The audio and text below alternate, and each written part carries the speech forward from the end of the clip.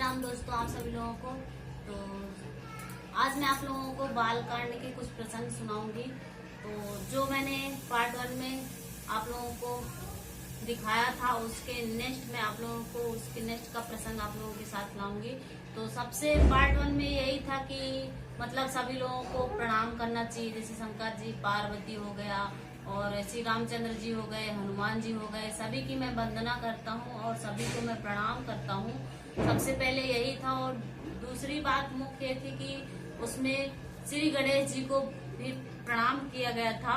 और मैं एक बात और बता दूं आप लोगों को कि जैसे कोई भी पूजा होती है, आपके घर में कोई भी पूजा होती है, उसमें श्री गणेश जी की ही पूजा की जाती है सबसे पहले।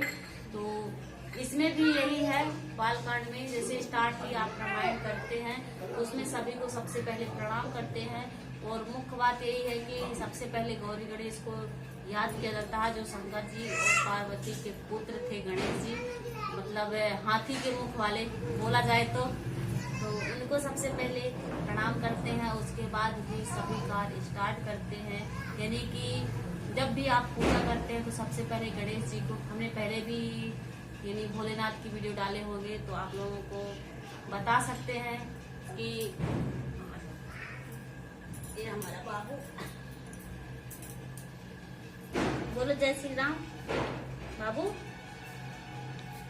तो आप लोगों को बता सकते हैं कि गणेश जी को सबसे पहले याद करते हैं, उसके बाद ही कोई भी पूजा स्टार्ट करते हैं। तो आज हम आप लोगों को पार्ट 2 दिखा रहे हैं और आगे का प्रसंग आप लोगों को सुना रहे हैं।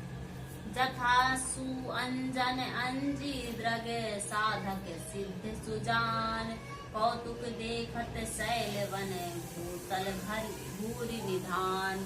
जैसे सिद्ध जनों को नेत्रों में लगाकर साधक सिद्ध और सुजान पर्वतों, वनों और पृथ्वी के अंदर कौतुक से ही बहुत सी खाने देखते हैं। गुरुपद रज मृदु मंजुल अंजन, नयन अमीय द्रग दोष विभंजन। तेहि करि विमल बिलो विवेक बिलोचन, बरनहु राम चरित भव मोचन। श्री गुरु महाराज के चरणों की रज कोमल और सुंदर नयनामृत अंजन है, जो नेत्र के दोषों का नाश करने वाला है। उस अंजन से विवेक रूपी नेत्रों को निर्मल करके मैं संसार रूपी बंधन से छुड़ाने वाले श्री रामचरित का वर्णन करता हूँ, मतलब श्री रामचंद्र जी का वर्णन करता हूँ। लेटो बाबू, थोड़ा सा हमारा क्यूटी बाबू लेटेगा। लेटो बाबू, हाँ यही से सुनो बस। उसके बाद लिखा हुआ है, बंदहु प्रथम महेश्वर चरना, मोह जनित संशय सब हरना।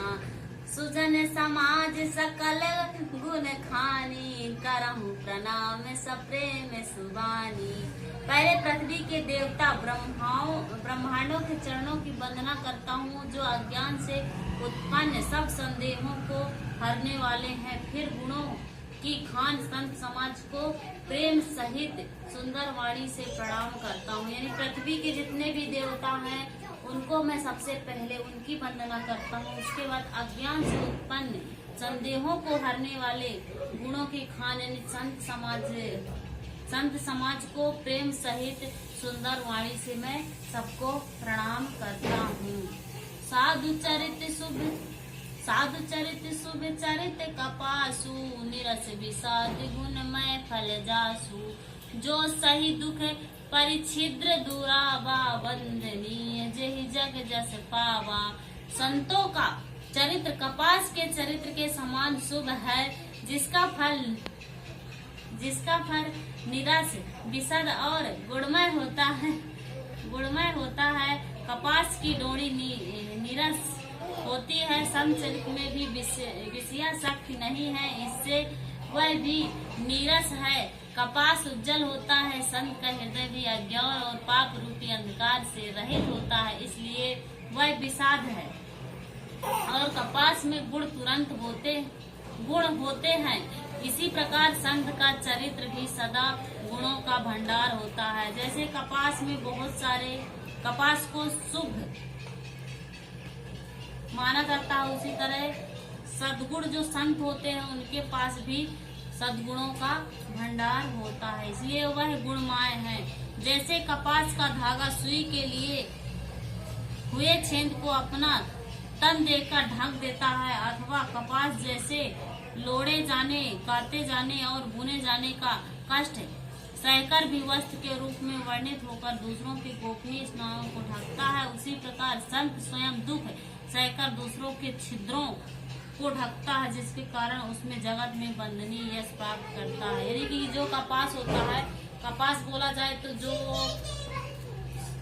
जो धागा होता है वह दीपक को ढक लेता है, उसी तरह संत जी सभी के दुखों को हर लेते हैं। मुद मंगलमय संत समाजू, जो जग जंगम तीरथ राजू, राम भक्ति जय सुर सर धारा, सर सई ब्रह्म विचारी प्रचारा। बाबू कपड़े तीन संतों का समाज आनंद और कल्याणमय है, जो जगत में चलता फिरता तीर्थ राज यानी प्रयाग है, जहाँ राम भक्ति रूपी गढ़ा जी की धारा है और ब्रह्म विचार का प्रचार सरस्वती जी है। मैंने पहले ही बोला था कि मतलब इसमें सभी जी की वंदना की जाती है, जैसे सरस्वती जी हो गई और राम जी की हो गई, संतों की हो गई, मतलब ब्रह्मा विष्णु महेश की भी हो गई, सभी की यहाँ पे वंदना की जाती है। विधि निषेध मय कलिमय हरनी, कर्म कथा रवि नंदनी वरनी, हरि हरि कथा विराजति बेनी, सुनत सकल मुद मंगल देनी। विधि और निषेध रूपी कर्मों की कथा कलयुग के पापों को हरने वाली सूर तयन यमुना जी और भगवान विष्णु और शंकर जी की कथाएं त्रिवेणी रूप से सुशोभित हैं, जो सुनते ही सब आनंदित और कल्याणों की देने वाली है। मतलब जो यमुना जी हैं, यमुना जी की भी जैसे नदी हो गए, इनकी भी पूजा की जाती है। उसके बाद सरस्वती जी, शंकर जी,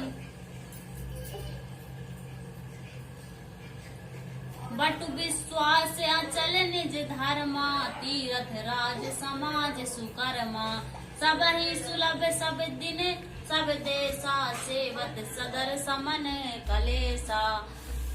उस संत समाज रूपी प्रयाग में अपने धर्म में जो अटल विश्वास है वह अक्षयवट है, और शुभ कर्म ही उस तीर्थ राज का समाज है। वह संसार सब देशों में सब समय सभी को सह प्राप्त होता है और आदर पूर्वक सेवन करने में क्लेशों को नष्ट करने वाला है। अकथ अलौकिक तीर्थ राऊ, दे सद्य बल प्रकट प्रभाऊ। वह तीर्थराज अलौकिक और अकथनीय है एवं तत्काल फल देने वाला है, उसका प्रभाव अत्यंत प्रत्यक्ष है। और सियावर रामचंद्र की जय। जय बोलो।